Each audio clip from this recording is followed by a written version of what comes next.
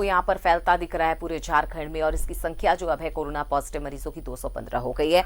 इस पर ज्यादा जानकारी के लिए हमारे साथ संवाददाता अभिषेक बने हुए हैं धनबाद से। अभिषेक, लगातार कोरोना ने दस्तक ही नहीं दिया बल्कि इसकी संख्या में भी बहुत बड़ा इजाफा कर दिया। लगातार संक्रमण के शिकार हो रहे हैं लोग।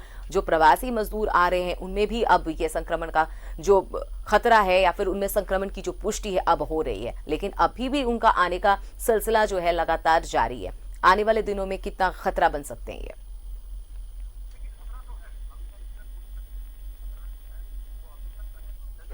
वो अभी तक है तो टली नहीं है। देखिए, कल जो मरीज मुंबई से लौटा था, इसके बारे में केस हिस्ट्री बताई जा रही है कि ये धनबाद के बघमारा कपुरिया का रहने वाला है और ये मुंबई से 11 मई को लौटा।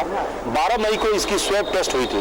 दरअसल ये गाड़ी से अपनी पत्नी और 2 बच्चों के साथ लौटा था और ये पहुंचने के साथ ही पुलिस प्रशासन ने इसे सीधे पीएमसीएच भेज दिया। पीएमसीएच पे पहुंचते ही इसे क्वारंटाइन कर दिया गया था और इसी का नतीजा है कि इसकी कोई कॉन्टैक्ट हिस्ट्री नहीं बन पाई। अगर ये गाँव में पहुंचता, अपने परिवार के साथ रहता तो संभवतः ये खतरा ज्यादा बढ़ जाती।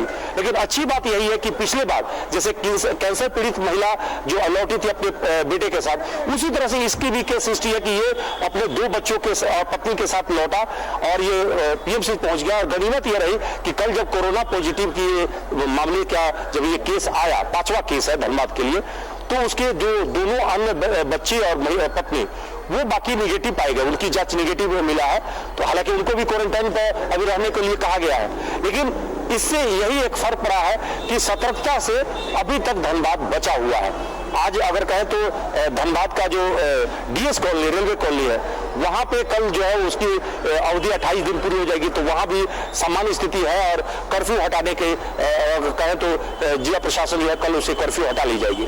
तो अच्छी स्थिति है, लेकिन सतर्क रहने की जरूरत है। आज भी एक ट्रेन तेलंगाना से आई है, उसमें कहे तो 1300 से अधिक मजदूर पहुंचे हैं, विभिन्न झारखंड के विभिन्न जिलों से है। तो ऐसी स्थिति में देखना होगा कि ठीक है, थर्मो जांच हो रही है, लेकिन थर्मो जांच जो है एकमात्र नहीं हो सकता, क्योंकि ये ऊपरी में केवल तापमान बताता है। वास्तव में कोविड-19 का कोई संदेहास्पद मरीज है या नहीं है, ये तभी हो सकता है जब वो उसकी कोविड-19 की जांच हो, और ये जांच के बाद ही तस्दीक हो सकता है। एक और बात बताऊं आपको आज अमिता की, आज से जो है रजिस्ट्री ऑफिस खुल गई है।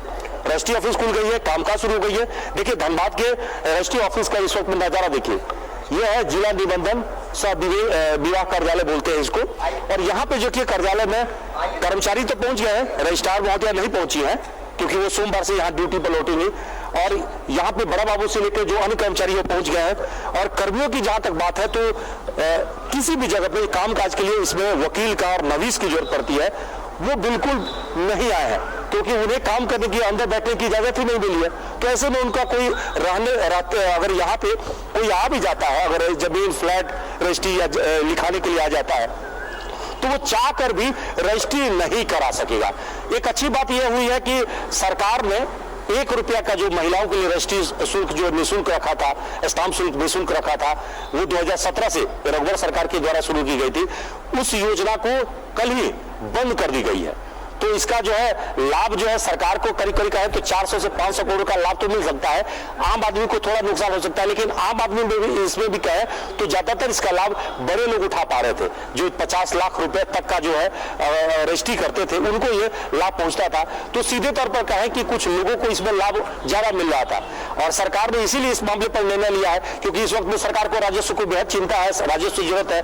और दूसरी बड़ी बात यह है कि सरकार को पैसे की जरूरत है, तो ऐसे भी इस योजना को बंद कर दिया। हालांकि पॉपुलर योजना होने के बावजूद भी कहे तो पूरे राज्य भर में 1296 करोड़ का नुकसान है। लेकिन इन सबके भी सवाल ये है अभिषेक कि ठीक है, थर्मो स्कैनिंग की जा रही है स्टेशन पे, जो भी प्रवासी मजदूर आ रहे हैं या छात्र आ रहे हैं, लेकिन वो एक सटीक इलाज नहीं है जांच का।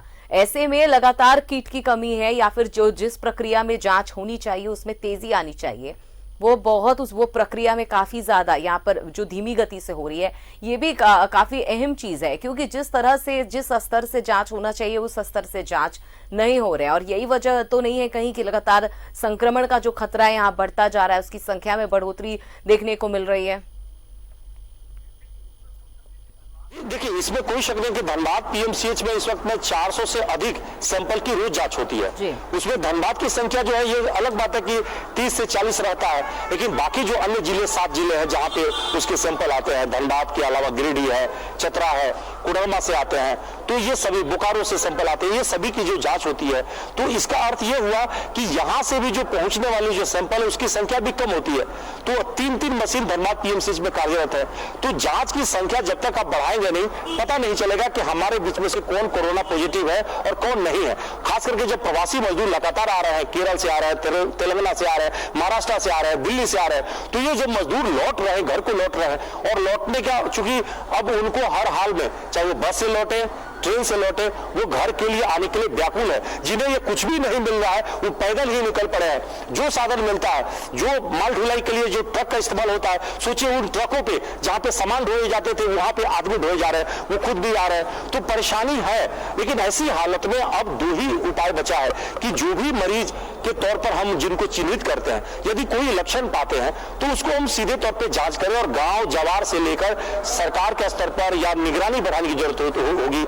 एक तरह से कहें कि सोशल पुलिसिंग की जरूरत पड़ेगी, तभी हम सब बच सकते हैं। दूसरा कोई उपाय नहीं है, क्योंकि प्रवासी मजदूर आना है और वो आएंगे ही, उनको हम चाह के भी नहीं रोक सकते हैं, क्योंकि बहुत ही ज्यादा हमको किसी जगह पर रोक नहीं सकते, क्योंकि फैक्ट्रियां बंद हो गई है, उनके उद्योग धंधे कारोबार सब ठप है, तो करेंगे क्या? कोई फैक्ट्री मालिक किसी दिन बहुत ज्यादा दिन तक खिलाता नहीं है और अपनी लाइबिलिटी लेने के लिए कोई तैयार नहीं है। ऐसी हालत में मजदूर जो है एक सीमा तक, अब सोचिए 50 दिनों तक रुक गए, लेकिन अब उनकी धैर्य की सीमा समाप्त हो गई है। यही कारण है कि वो पैदल ही निकल पड़े हैं, उनके पास चप्पल जूते कुछ भी नहीं है, परेशान हाल है। बच्चे किस तरह से हालत में, कोई माथे पर बच्चों को लाद कर निकल पड़ा है, कोई अपने हाथ में बक्सा पेटी जो उसके हाथ में निकल पड़ा है। तो उस हालात को समझिए, जो तस्वीरें आती है, जो आज इस वक्त में। चलिए अभिषेक, तमाम चीजों के लिए बताने के लिए बहुत बहुत शुक्रिया। नजर बनाए रखिए। तो इस तरह से झारखंड में कोरोना का रफ्तार लगातार जारी होता जा रहा है और संख्या अब कोरोना पॉजिटिव मरीजों की 215 हो गई है।